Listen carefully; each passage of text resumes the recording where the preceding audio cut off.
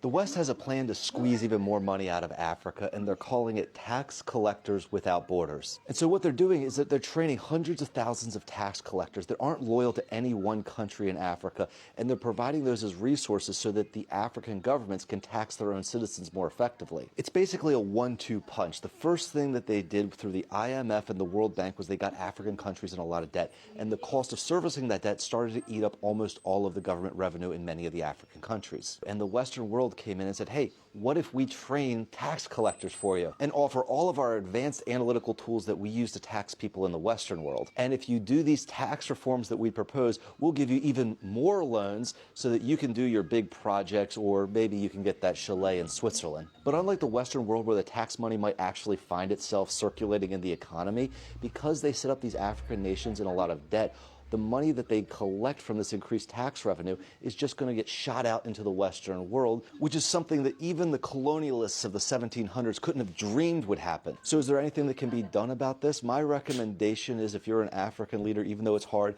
hit block on the World Bank, hit block on the IMF, and just don't do business with these people in the future. So I'm not trying to be negative. I'm a big believer in Africa, but I certainly want to call out a scheme when I see one. This guy has just spoken the truth. Africa, wake up. How many times will be awakened from your slumber? It's time now to stop thinking about your only self, your only tummies, your only families. Be patriotic for once. Please, guys.